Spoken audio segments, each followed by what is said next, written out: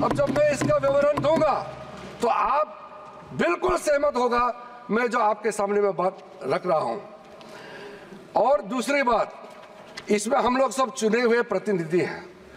मैं अपना बात तर्क रखने से पहले ही बताना चाहता हूं, इस बिल का समर्थन कीजिए, करोड़ों लोगों का दुआ मिलेगा।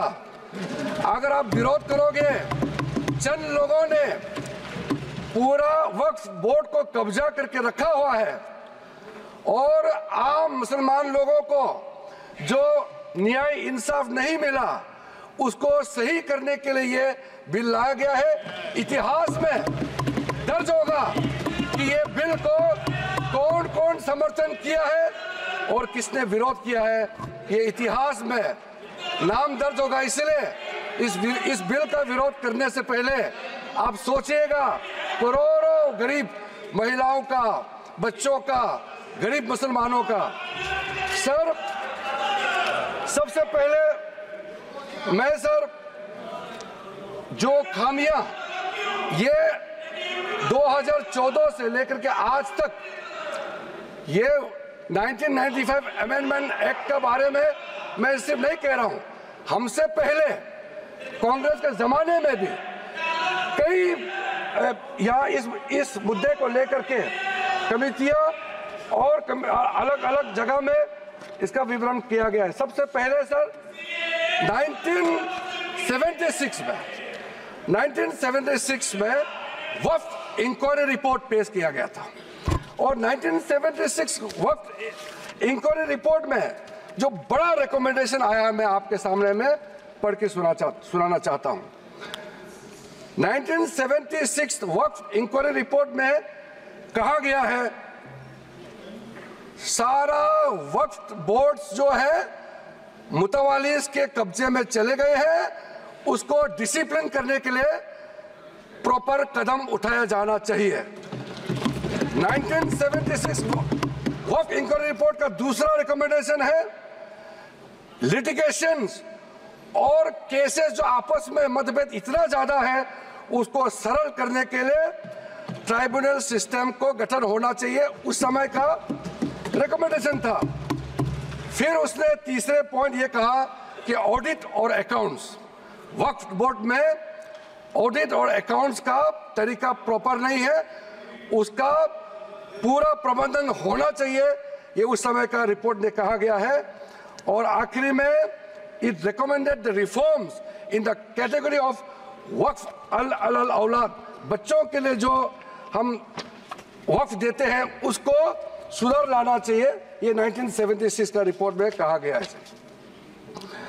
उसके बाद सर जो हम आज थोड़ा विस्तार में जिसको मैं बताना चाहता हूं, दो कमेटियों के बारे में। ये दो कमेटी कांग्रेस के समय में ही बनाया गया था। सबसे पहले high level committee under justice Rajendra Sachar, ये सर 9 मार्च 2005 में गठन किया गया था। यूपीए का सरकार आ चुके थे और ये स्पेसिफिक मुसलमानों के लिए, उनके वेलफेयर के लिए ये गठन हुआ। और सच्चर कमेटी का जो रिपोर्ट है ये हम सब मालूम है, मैं सिर्फ रेलेवेंट पोर्शन आज इस सदन में बताना चाहता हूं। सच्चर कमेटी का जो पहला रिकमेंडेशन है इसमें कहा गया है एनुअल इनकम जितना वक्फ बोर्ड का प्रॉपर्टीज है 4.9 लाख रजिस्टर्ड वक्फ प्रॉपर्टीज, ये सिर्फ 163 करोड़ ही आमदनी जनरेट होता है।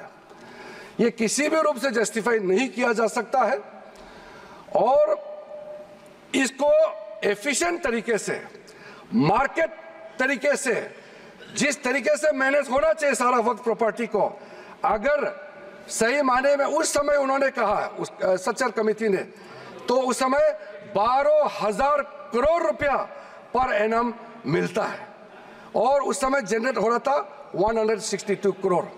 लेकिन मैं साथ साथ ये भी कहना चाहता हूं, क्योंकि वो कमेटी की रिपोर्ट है और मैं माइनॉरिटी अफेयर्स का मंत्री होने के नाते जो हम लोगों ने स्टडी किया है, टोटल 8,72,320 वक्फ प्रॉपर्टीज हमारा जो वामसी जो पोर्टल है उससे पूरा डिटरमिन नहीं किया जा सकता है, लेकिन उसका मार्केट वैल्यू सचर कमेटी ने जो कहा है उससे कई गुना अधिक होने का संभावना है। ये एक आम अंडरस्टैंडिंग की बात है, सबको मालूम है वक्फ के पास कितना प्रॉपर्टी है, वक्फ बोर्ड के पास, और कितना आमदनी है। दूसरा सर, सचर कमेटी का रिकमेंडेशन, सचर कमेटी ने आप यूपीए का समय में ही आपने कमेटी का रिपोर्ट एक्सेप्ट किया, उसमें कहा गया कि अभी जो मौजूदा वक्फ बोर्ड है उसको ब्रॉड बेस किया जाना चाहिए। जो लोग मेंबर होते हैं, जो लोग इस कमेटी में जिस वक्फ बोर्ड में है उससे काफ़ी नहीं है, इसलिए इसका ब्रॉड बेस होना चाहिए, रिप्रेजेंटेशन ज़्यादा होना चाहिए। ये सचर कमेटी का रिपोर्ट का पहला नंबर पॉइंट है। इसमें सर दो महिला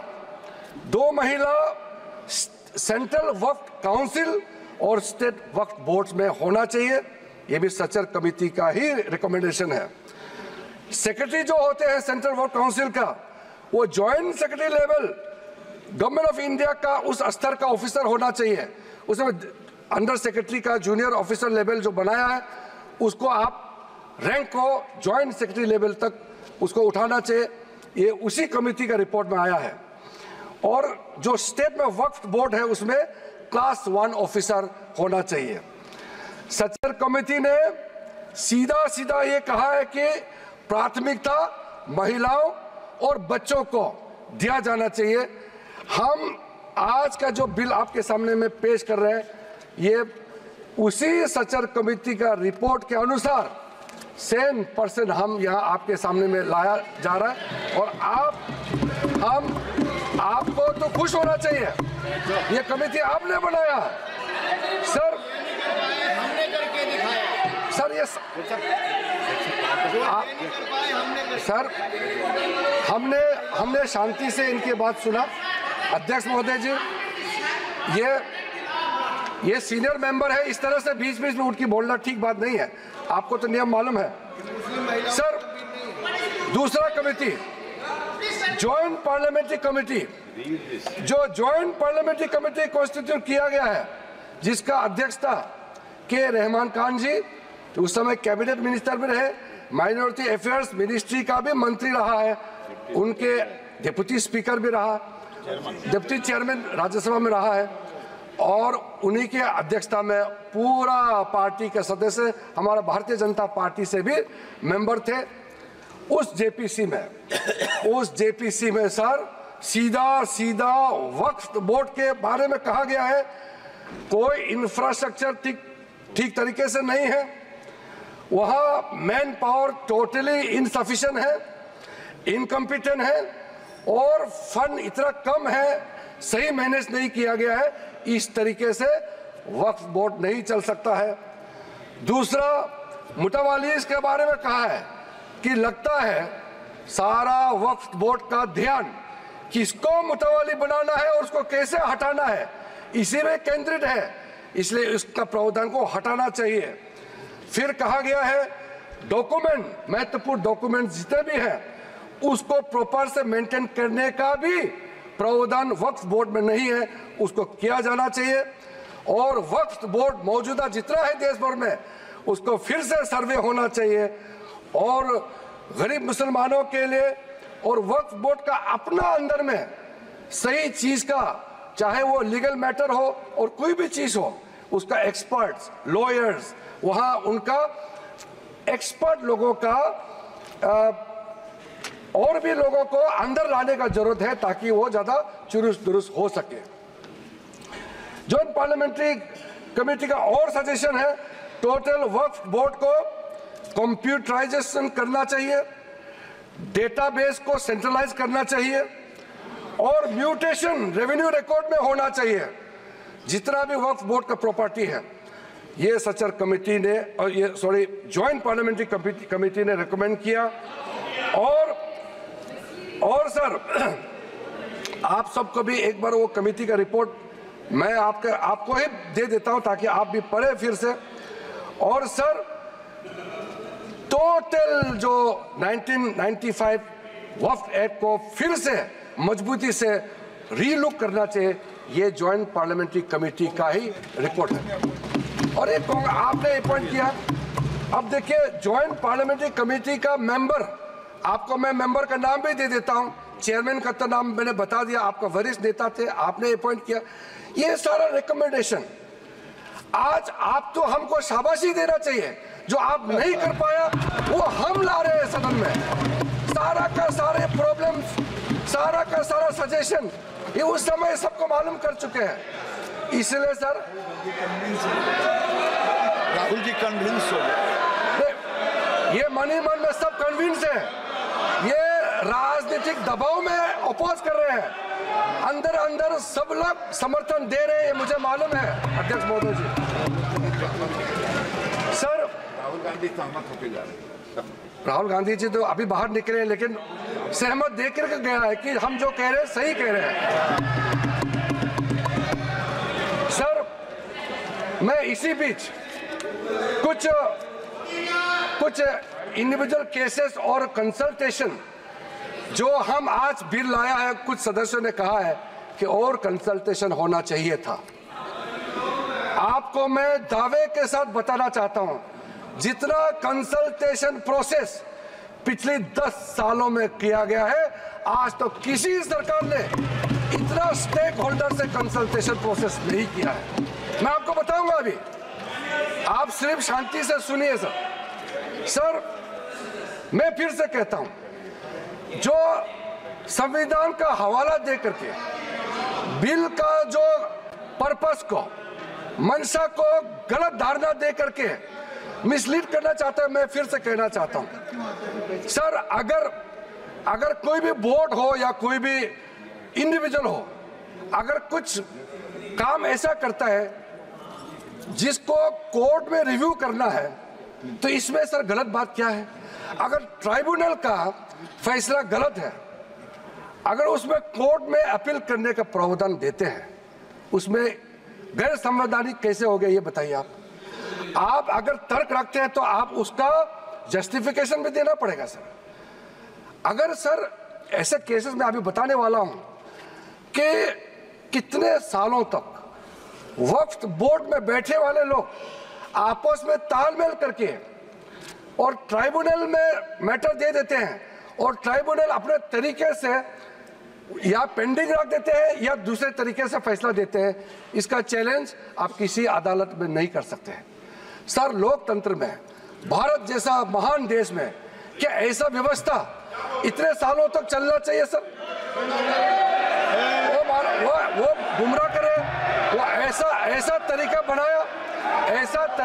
बनाया इन्होंने कि ट्राइब्यूनल सर ये इस तरह से आप लोग बात करके मेरा आवाज नहीं दबा सकते हैं। सच्चाई सुनना पड़ेगा आपको, क्योंकि सर तरीका ऐसा बनाया कि ट्राइब्यूनल का जजमेंट का रिव्यू नहीं हो सकता है। कितने कोर्ट में पेंडिंग है उतना अभी बताऊंगा सर। दूसरा इन्होंने संविधान का हवाला दिया सर, इन्होंने संविधान का बार-बार हवाला दिया।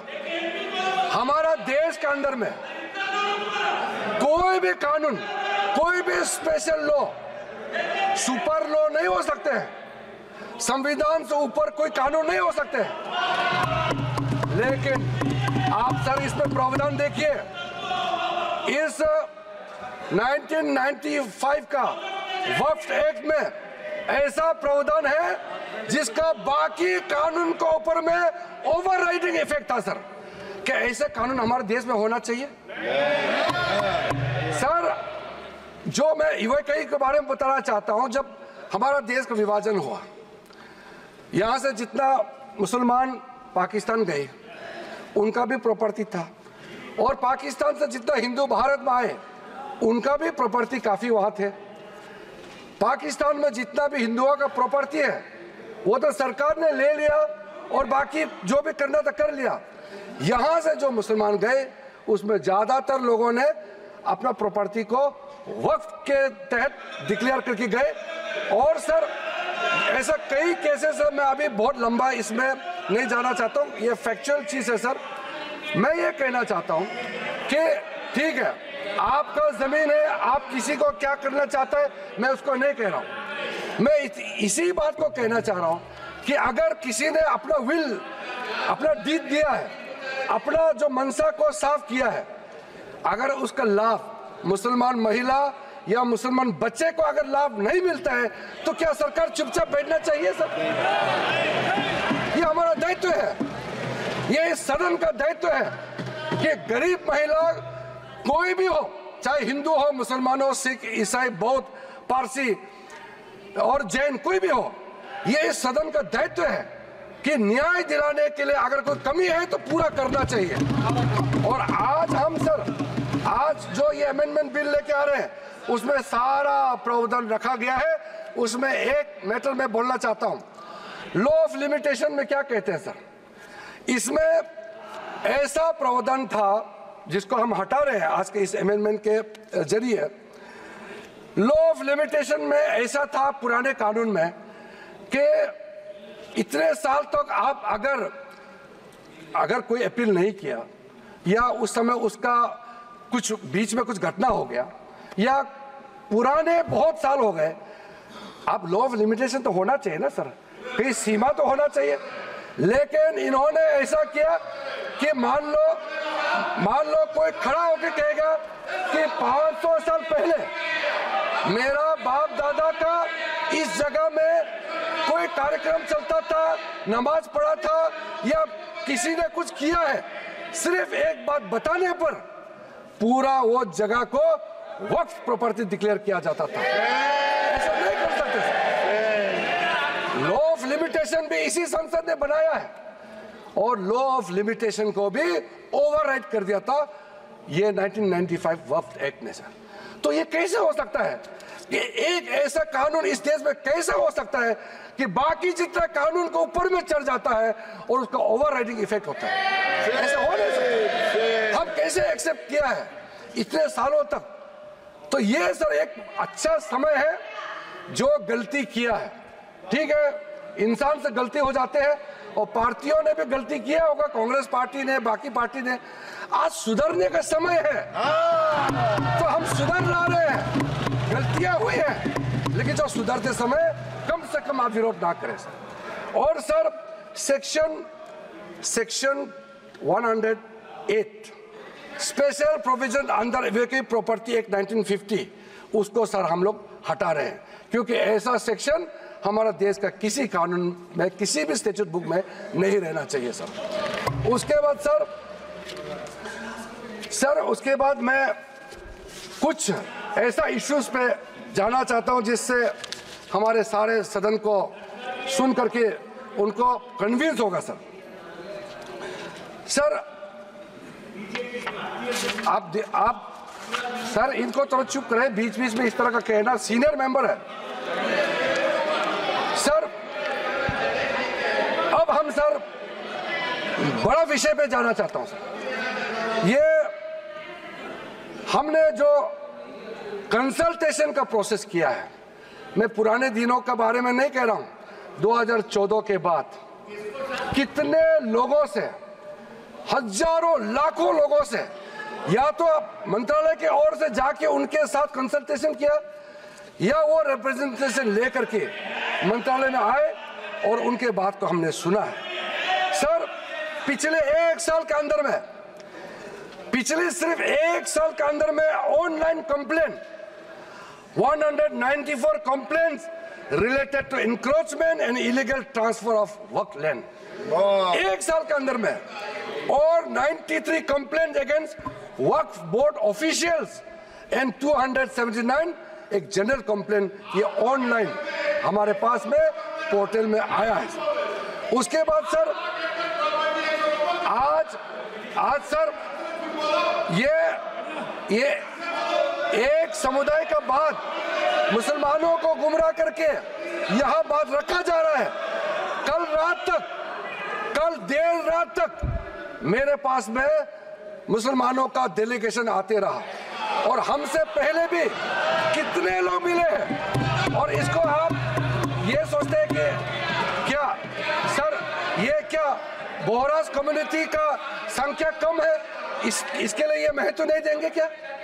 सर अहमदिया ये कम संख्या है, इसलिए क्या उनका सोच उनका प्रॉब्लम्स का नजरअंदाज करेंगे सर आगा कहानी संख्या कम है क्या उसके बात को नहीं सुना जाना चाहिए सर?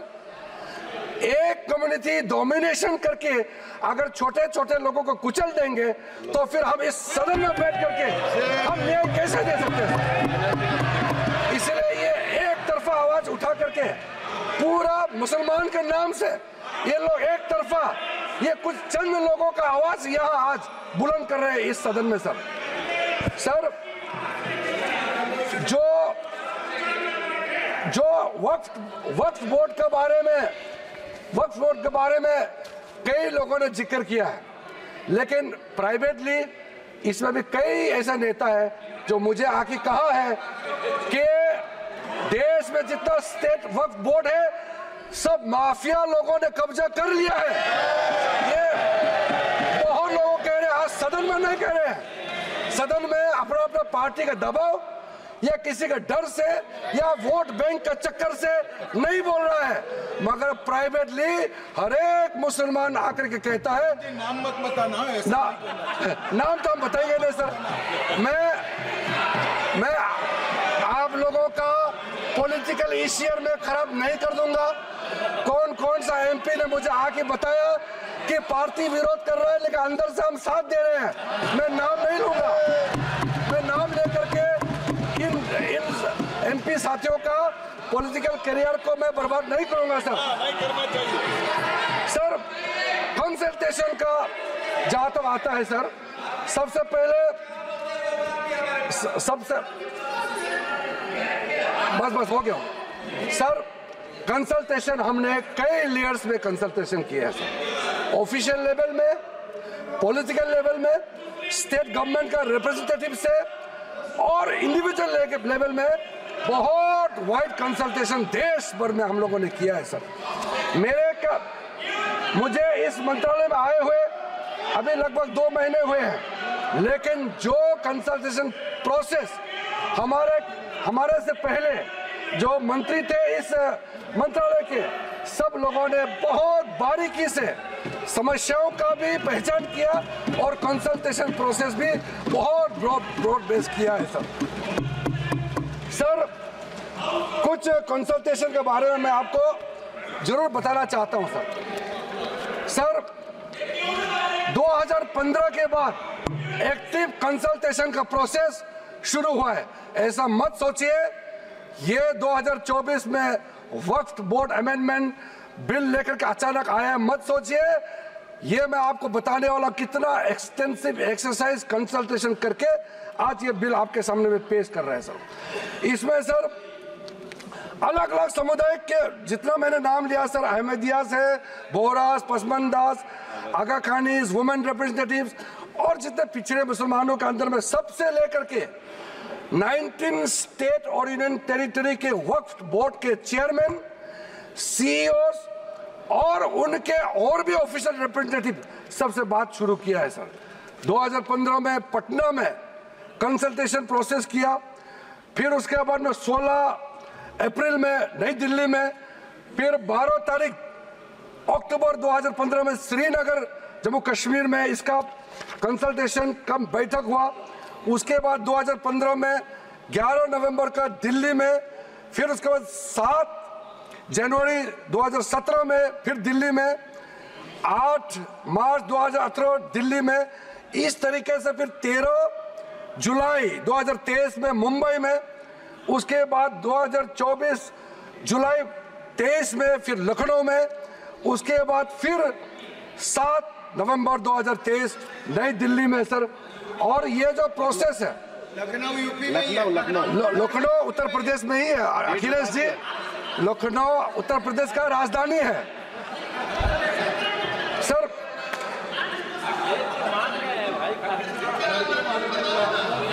आप मुख्यमंत्री रहे हैं वहां सर।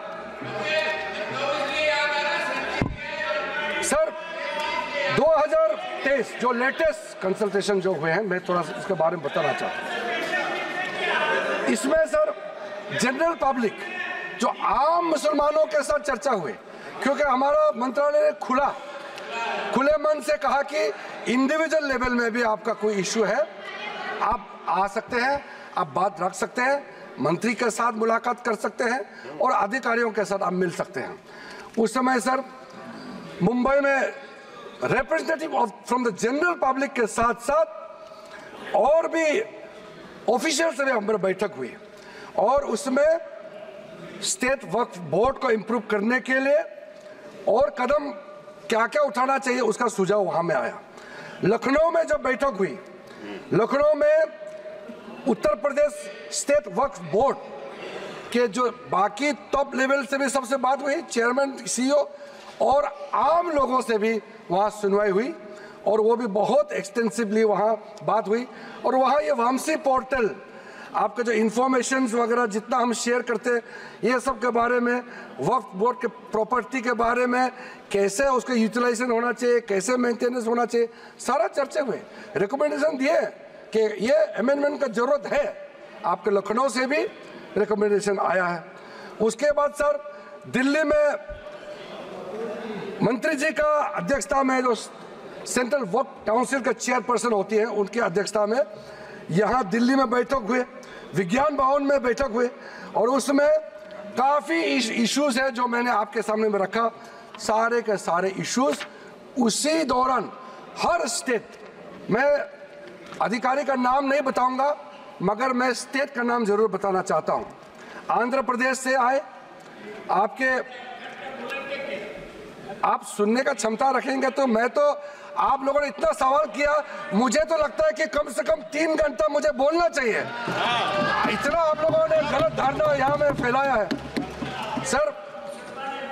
सर आंध्र प्रदेश, असम से, बिहार में सुन्नी वाला आए, दिल्ली का, गुजरात, हरियाणा, हिमाचल प्रदेश, जम्मू कश्मीर, कर्नाटका, मध्य प्रदेश, महाराष्ट्र, उड़ीसा, पंजाब, राजस्थान, तमिलनाडु, त्रिपुरा, तेलंगाना, उत्तराखंड और उत्तर प्रदेश का शिया और उत्तर प्रदेश सुन्नी दोनों इस बैठक में पार्टिसिपेट किया और पूरा डिटेल में ये जो आज हम अमेंडमेंट बिल लेके यहाँ आए हैं, ये सारे चीजें आपके हर एक स्टेट का जब आपका प्रतिनिधि आए, सभी ने ये कंसर्न रेज किया है और उसी को एड्रेस करके आज आपके सामने में मैं लेखा जोखा पेश कर रहा हूं सर। और सर मैं आपको ये भी बताना चाहता हूं कि ये जो वक्फ बोर्ड के बारे में आप जो बचाने का इतना जो कोशिश कर रहे हैं, इनका खिलाफ पूरा मुसलमान समाज के अंदर में वक्फ बोर्ड का जो मैनेजमेंट है और ट्राइब्यूनल के खिलाफ भी कितना आक्रोश है आपको अंदाजा नहीं है। इसमें सर इंडिविजुअल केसेस, मैं कुछ केसेस आपको सामने मैं जरूर बताना चाहूंगा ताकि वो दर्द आप भी महसूस करें। सर जो कुछ केसेस मैं आपके सामने में लाना चाहता हूं, वो आप सबको जानना चाहिए एक इंसान होने के नाते। सबसे पहले तो अहमदियाज की ओर से कई रिप्रेजेंटेशन जो मेरे पास आए हैं, हमारा मंत्रालय में जो है उसमें खास करके स्टेट वक्फ बोर्ड कर्नाटका, केरला, तेलंगाना और तमिलनाडु, यहाँ से जो रिप्रेजेंटेशन आया है वो हमारा सेंट्रल वक्फ काउंसिल में भी केस है और नेशनल कमीशन फॉर माइनॉरिटीज यहाँ में भी इस केस को दर्ज किया गया है और वो चल रहा है, इसलिए मैं उस पर डिटेल में अभी मैं कहना नहीं चाहता हूँ।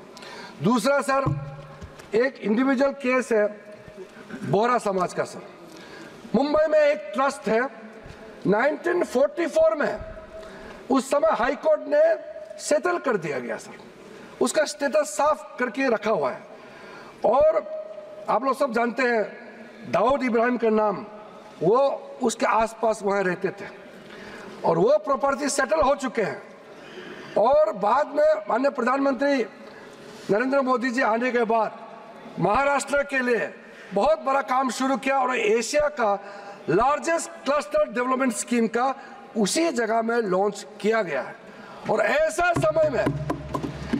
समय में जो आदमी इस प्रॉपर्टी से कोई लेना देना नहीं, गुजरात में किसी एक ने इस प्रॉपर्टी के खिलाफ में वक्फ बोर्ड में कंप्लेंट कर दिया और फिर वक्फ बोर्ड ने नोटिफाई कर दिया इस चीज को। अब आप सोचिए सर, जो आदमी ना वो शहर में रहता है, ना इतिहास में उस प्रॉपर्टी से कोई लेना देना है, ना वो राज्य में रहता है, कहीं और का है, और एक डेवलपमेंट प्रोजेक्ट को कंप्लेन करके वक्फ बोर्ड के माध्यम से इंटरफेयर करके डिस्टर्ब किया। आप सोच के देखिए, और वो कम्युनिटी के लोग जो हमसे मिलने आते हैं उसका दिल के अंदर में कितना दर्द होता होगा। मैं मिलने का समय में मैं समझ में आ गया था कि ये इसका क्यों सॉल्यूशन नहीं हुआ। दूसरा सर, ये मीडिया में भी सर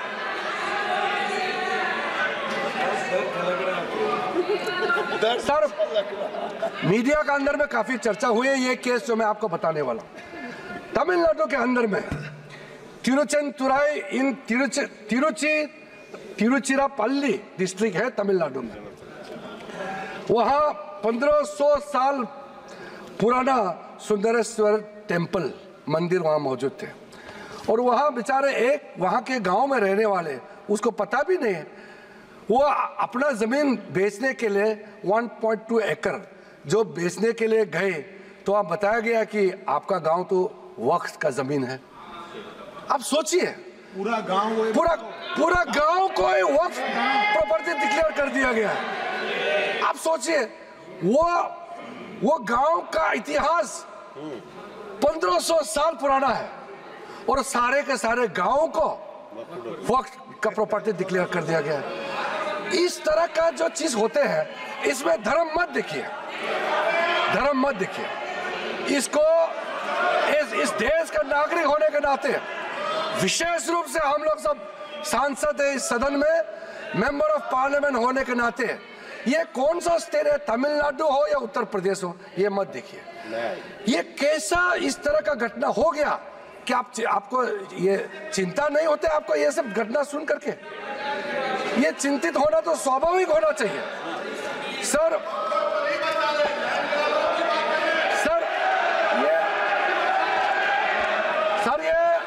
ये सुन नहीं पा रहे हैं और विषय को भटकाने के लिए तरह तरह का बातें यहाँ किया जा रहा है। सर, सूरत म्युनिसिपल कॉर्पोरेशन के बारे में सोचिए, ये सब कोई प्राइवेट लैंड तो है ही नहीं।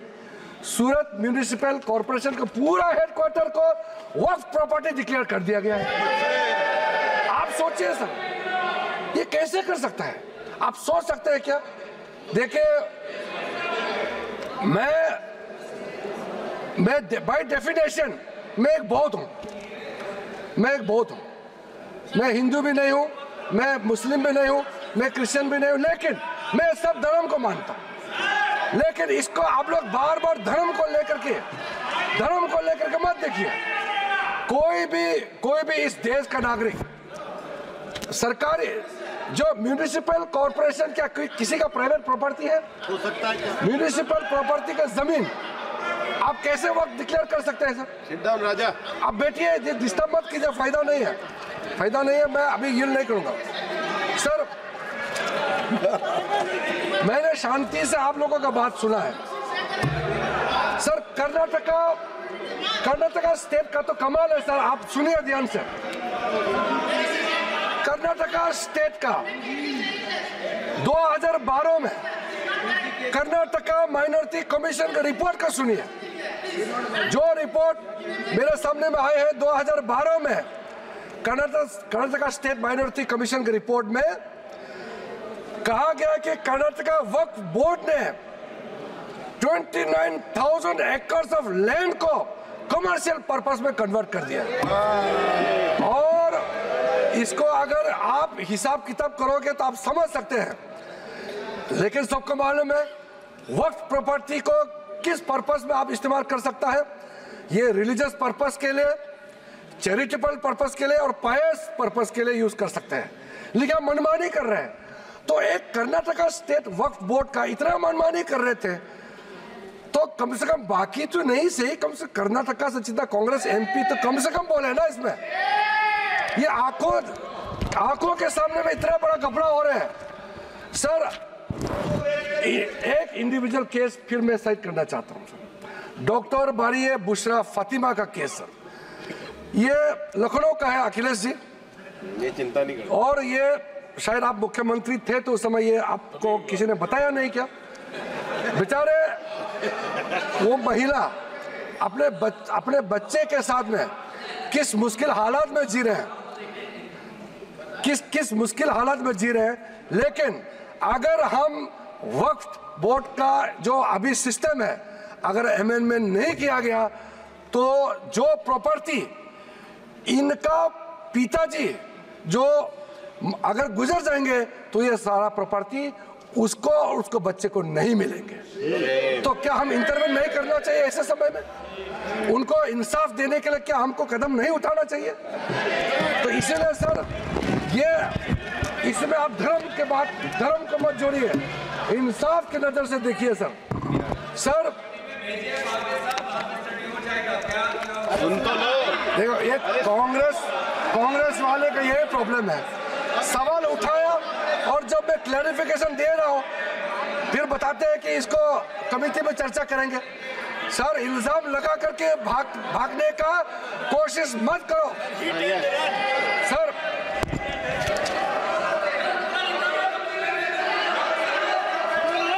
सर हमारे पास में मैं समझता हूं पार्लियामेंट्री कमेटी में देखिए सर अध्यक्ष महोदय, मेरा जवाब के बाद हम क्या करना है आपके परमिशन से हाउस का सेंस से लेकर के आगे हम बढ़ेंगे। मगर जो इन्होंने इतना मेंबर्स आपके परमिशन के बाद बोला, झूठे बातें प्लस भ्रम फैलाया, असत्य बात की असत्य है, ठीक है?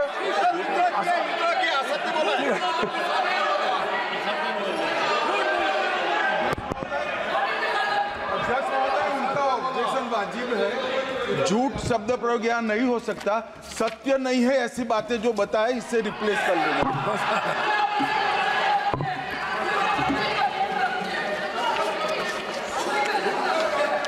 सर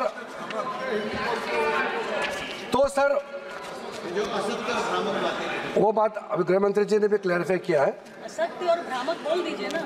असत्य की आप बात किया वो आप भी मान लीजिए असत्य है सर। और भ्रामक जो प्रोविजन मेन कंटेंट, मैं कंटेंट का जो प्रमुख बिंदु है उसको आपको बता करके अपना बात को समाप्त करूंगा सर। इस बिल में सर जो टाइटल है, ये टाइटल को हमने चेंज किया है सर।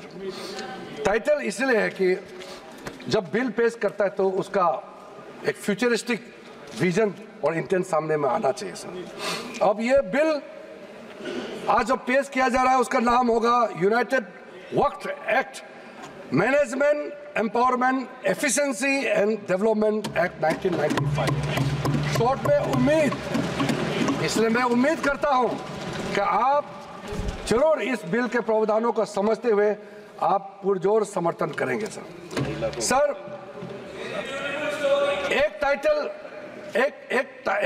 टाइटल जो है हमने डेफिनेशन में जो चेंज कर रहे हैं, जो भी किसी भी प्रॉपर्टी को जो अगर आप डिक्लेयर करना चाहते हैं तो डिक्लेयर करने का आपका अधिकार तो होना चाहिए। 2019 में जो चेंज किया वो बहुत डेंजरस था सर। 2013 में क्या किया, कोई भी आदमी वक्फ डिक्लेयर कर सकता है। हमने कहा बिल्कुल नहीं कर सकते हैं, जो मुसलमान है वही वक्फ क्रिएट कर सकते हैं और नॉन मुसलमान नहीं कर सकते। नहीं तो सर ये फ्यूचर में जब जवाब देते समय हम डिटेल बोलेगा कि इसका डेंजरस कोनोटेशन क्या हो सकता है। और किसी को भी आप वक्फ टाइटल डिक्लेयर करने के लिए इजाजत देंगे तो फिर ये कैसे हो सकता है सर। इसलिए हमने पुराना सिस्टम ये 2013 का है, हम पुराने सिस्टम में, पुराने डेफिनेशन में वापस जा रहे हैं सर। सर इन्होंने कलेक्टर्स के बारे में काफी आपत्तिजनक उन्होंने याद दर्ज कराया। कलेक्टर जो डिप्टी कमिश्नर होते हैं, क्या कोई पर्टिकुलर पॉलिटिकल पार्टी अपॉइंट करते हैं क्या? वो रेवेन्यू उसी के पास रहते हैं जी। रेवेन्यू का रिकॉर्ड कलेक्टर के पास ही रहते हैं सर। और ये बोलते हैं कि कलेक्टर के पास ये रेवेन्यू वाला काम कलेक्टर को नहीं देना चाहिए। तो कलेक्टर का काम क्या है बताइए फिर? आप बताइए। कलेक्टर बनाया इसलिए रेवेन्यू रिकॉर्ड देखने के लिए। मुझे समझ में नहीं आया किस चीज को विरोध कर रहे हैं सर।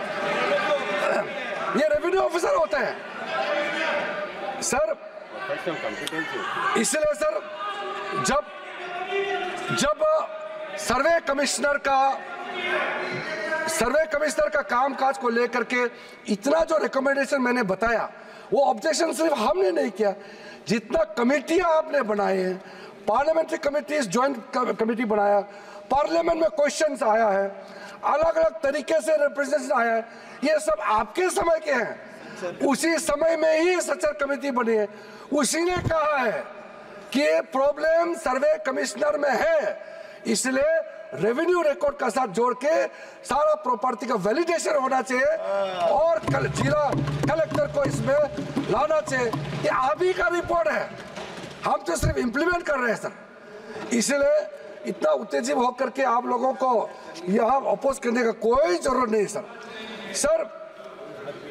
दूसरा सर, इस प्रावधान, इस बिल में हमने जो एक प्रावधान रखा है, ट्राइब्यूनल्स जो बने हैं, हम ट्राइब्यूनल को खत्म नहीं कर रहे हैं। पहले ट्राइब्यूनल में 3 मेंबर होते थे, अब हम प्रावधान रख रहे हैं कि इसमें एक जुडिशियल और एक टेक्निकल मेंबर होगा। और अगर वो समझ में नहीं आया, मैं अभी सर उसमें हमने ये कहा है कि जो टेक्निकल मेंबर है, अगर वो एब्सेंट होता है तो एक जुडिशियल, सर इनको मालूम नहीं है इस देश में जितना भी ट्राइब्यूनल बनाते हैं, कमीशन बनाते हैं, और इतने जज ही बनाया जाता है। जितना ट्राइब्यूनल में उसमें टेक्निकल मेंबर जो होते हैं वो अधिकारी को बनाया जाता है, लेकिन जो जुडिशियल मेंबर होता है वो रिटायर्ड जज ही होते हैं। इतना तो समझना चाहिए, 5 बार MP हो चुके हैं सर। हम लोग 7 साल आए लोकसभा में, इतना तो जानना चाहिए। हम लोग एक समय चुन के आए, एक समय हम लोग एक साथ में आए थे, अभी तो इसको ये मालूम नहीं है सर। टोटल केस ट्राइब्यूनल्स के अंदर में 12,792 केसेस आज वक्फ बोर्ड्स में पेंडिंग है, 19,207 ट्राइब्यूनल्स में पेंडिंग है। क्यों इसको हम लोग डिस्पोज नहीं कर सकते हैं? क्या आप चाहते हैं कि ऐसे ही पड़े रहे? आप सोचिए सर। इसलिए सर टाइमलाइन हमारे लिए बहुत जरूरी है। न्याय मिलना चाहिए, लेकिन समय पे न्याय मिलना चाहिए। इसलिए सर इस नए बिल में प्रावधान किया, मैं सदन में आपके माध्यम से रखना चाहता हूं। अब हमने टाइमलाइन सेट कर दिया है। फाइलिंग जो भी होता है उसका अपील 90 डेज के अंदर में होना चाहिए, और डिस्पोजल ऑफ द केसेस 6 महीने के अंदर होना चाहिए। अब ये बिल पास होने के बाद ये जो हजारों केसेस पेंडिंग है, इसका पूरा का पूरा साफ हो जाएगा, निवारण हो जाएगा, सेटलमेंट हो जाएगा। इसमें क्या दिक्कत है? जल्दी न्याय मिले तो ठीक है ना सर। दूसरा इंपॉर्टेंट, बस मैं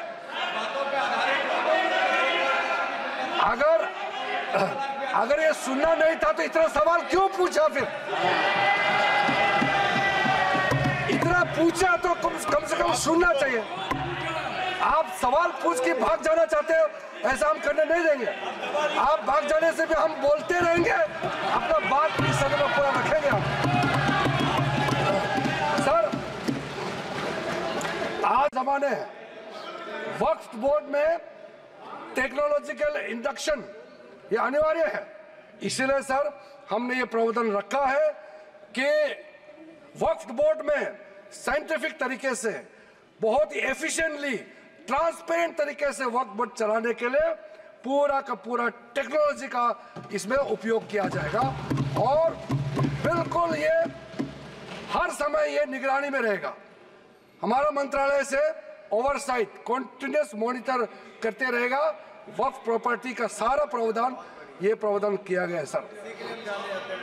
एक पोर्टल सर सेंट्रल गवर्नमेंट का पोर्टल है, उसमें सारा अकाउंट्स का फॉर्मेट होगा और साथ साथ में जो मुतावाली से जिसका खिलाफ इतना कंप्लेंट करते हैं उसको अकाउंटेबल बनाया गया है कि गलत काम करेगा तो उसका खिलाफ कार्रवाई होगा सर। और सर मंत्रालय ने ये सारा पोर्टल को गति शक्ति इकोसिस्टम के साथ हम लोगों ने इंटीग्रेट करने का पॉलिसी प्रोसेस शुरू कर चुके हैं सर। सर एक बहुत महत्वपूर्ण जो मैं कहते हुए मुझे अच्छा लग रहा है, अब जो नया बोर्ड होगा सर सेंट्रल वक्फ काउंसिल और स्टेट वक्फ बोर्ड होगा, इसमें महिलाओं का रिप्रेजेंटेशन अनिवार्य हो गया है। महिला इसमें रहेंगे और इसमें मुस्लिम महिला और जितना अलग डिनोमिनेशन है बोहरास आगा कानीज और अदर बैकवर्ड क्लासेस अमंग्स मुस्लिम इनको भी हमने बोर्ड में स्थान देने का निर्णय किया गया। अब हम लोग सब यहाँ मेंबर ऑफ पार्लियामेंट है। हमारा कॉन्स्टिट्यूंसी में हर धर्म के लोग हैं। अभी ये दादा बोल रहे थे कि मेरा कॉन्स्टिट्यूंसी मुसलमान है क्या? मेरे कॉन्स्टिट्यूंसी में बहुत मुसलमान वोटर है। इसको बताइए।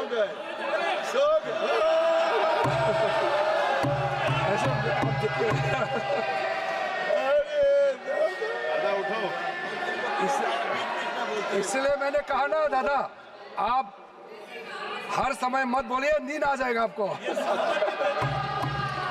सर थक जाते हैं हम लोग। सर जो महत्वपूर्ण बात मैं कहना चाहता हूं सर मैं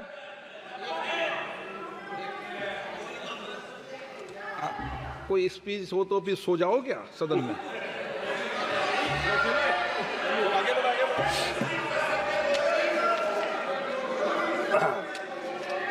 वो कल रात क्या कर रहे थे मैं नहीं पूछूंगा उसको। सर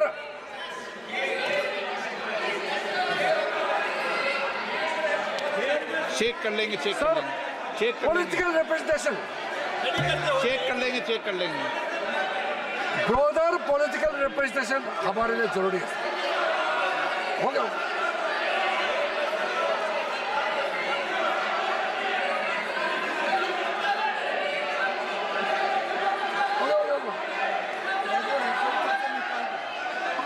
उसको निकाल दीजिए सर।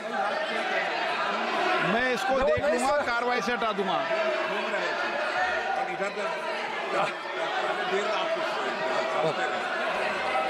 और रात भर पढ़ रहे थे, किताब पढ़ रहे थे, मैं क्या कर सकता हूँ? मैंने उसको कार्रवाई से हटा दिया है। प्लीज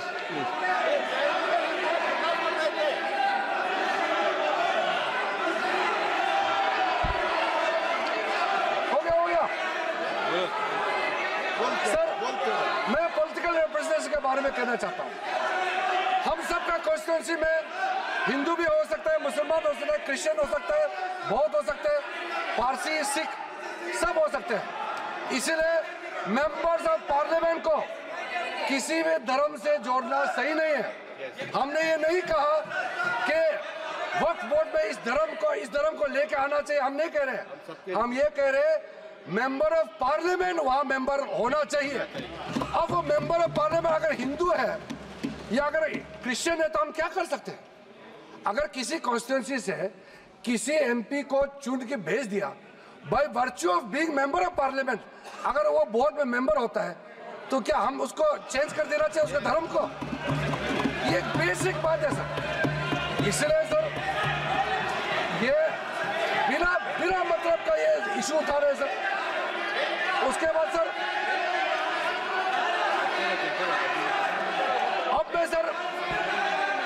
इंपॉर्टेंट बात बताना चाहता हूं। वक्त बोर्ड को अच्छा से चलाने के लिए वहां टैलेंटेड लोग चाहिए, जानकारी लोग चाहिए। ऐसे किसी को आप उठा करके किसी वक्त में मेंबर नहीं बना सकते हैं सर। इसके लिए जो रिकमेंडेशन हमको मिला है, हर कमिटी और जो जेपीसी से भी रिकमेंडेशन मिला है, मैं उसी को बता रहा हूं। Diversified talent pool, administrative skill वाला, जो जिसका अच्छा नॉलेज है, ऐसे लोगों को हम लोग बोर्ड में लाना चाहिए।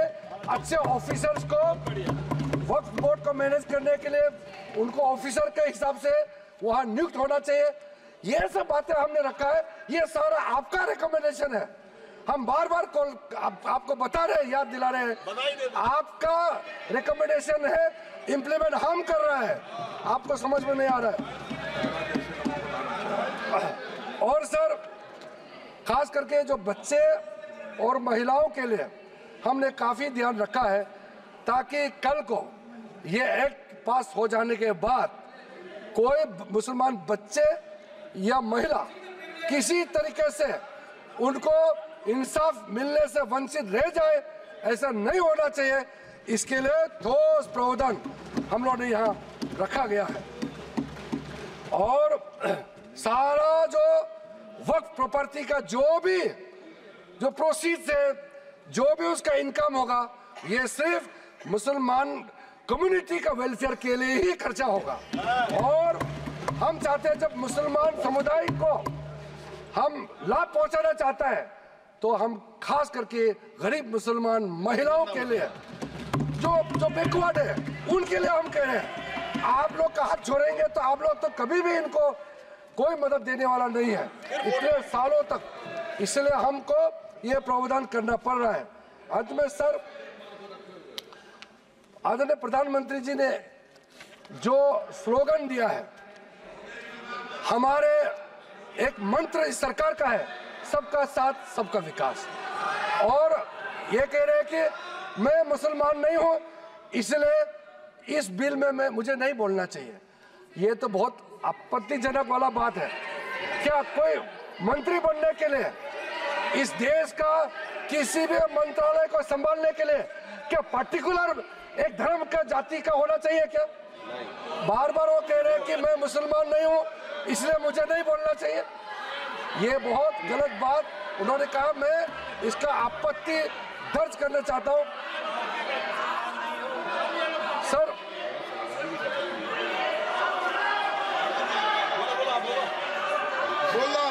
इसलिए सर, इस बिल को इस सदन में रखते समय मुझे बहुत ही खुशी तो मिल रही है, साथ साथ में एक भावना भी है मेरे मन में कि एक नॉन मुस्लिम, मैं खुद माइनॉरिटी हूँ, नॉन मुस्लिम हूँ, लेकिन मुसलमानों का वेलफेयर के लिए ये बिल रखने का मौका मिल रहा है। ये मेरे लिए एक सौभाग्य की बात है। आदरणीय प्रधानमंत्री जी का आशीर्वाद से इतना एक भला काम करने का जो मौका मिला है, ये हर आदमी को ये मौका नहीं मिलता है। इसलिए मैं अपने आप को मैं बहुत ही भाग्यवान मानता हूँ, क्योंकि हर रोज हम लोग काम करते हैं, इस सदन में बैठ करके 12 बजे तक, रात तक हम लोग डिबेट डिस्कशन करते हैं। कभी कभी ऐसा मौका मिलता है जो सदियों तक याद रखेगा कि ऐसा काम किसी सरकार को, किसी मंत्री को बात रखने का मौका मिलता है। सर, मेरे पास और भी पॉइंट बहुत है, लेकिन जैसे हमारे कांग्रेस के साथियों ने और कई लोगों ने भी रिक्वेस्ट किया है, मैं मानता हूं कि जो प्रमुख रूप से जो मुद्दा, जो ऑब्जेक्शन रेज किया गया, उसका हमने रिप्लाई कर दिया गया है। और बिल में जितना भी प्रावधान, जितना सेक्शन हमने या डिलीशन किया, एडिशन किया या अमेंड किया, सारे के सारे प्रावधान को हम उचित समय पर और विस्तार से आपके सामने में रखूंगा। ये मेरा आखिरी भाषण नहीं है। इसलिए आप लोगों ने इतना आपत्ति आप लोगों ने दर्ज किया, लेकिन मैंने उसका सिर्फ 50% ही रिप्लाई किया है। अभी 50% और भी जवाब देना बाकी है, लेकिन आदरणीय अध्यक्ष महोदय जी का परमिशन से आज आप लोगों को भी इतना सवाल उठाने का मौका दिया, इतना और ज्ञान मुझे भी आपके जितना भी आशंकाएं हैं दूर करने का मौका दिया। अध्यक्ष महोदय जी, इसी शब्दों के साथ मैं आपसे अनुमति चाहता हूं कि इस बिल को मैं इस सदन में इंट्रोडक्शन के रूप में पेश करूं। सर, जैसे कि हम लोग बहुत ही ओपन माइंडेड, बहुत ही डेमोक्रेटिक तरीके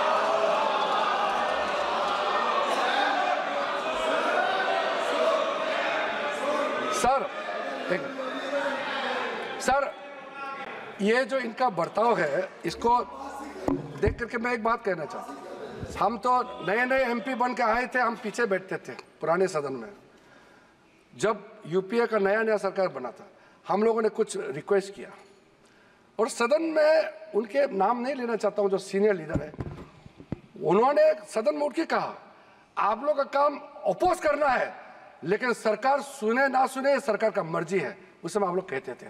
आज हम इतना खुले दिल से कह रहे हैं कि आपने रिक्वेस्ट किया, सारा सदन सबने कहा कि इस बिल पे और भी चर्चा होना चाहिए, स्क्रूटनी होना चाहिए।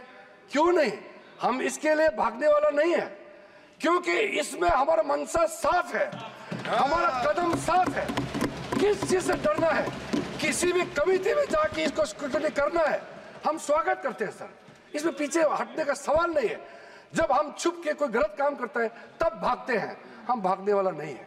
इसलिए अगर किसी कमेटी में जाना है, हम सर अपने सरकार की ओर से हम पक्ष रखना चाहते हैं कि ज्वाइंट पार्लियामेंट्री कमेटी गठन करके इस बिल को रेफर किया जाए, और फिर ऑल पार्टी अपना संख्या के हिसाब से वहाँ पे विस्तार से चर्चा करें, और स्टेक होल्डर से बुला करके जो भी सुनना है, आप इस कमेटी को अधिकृत रूप से यहाँ से आप पास कर दीजिए।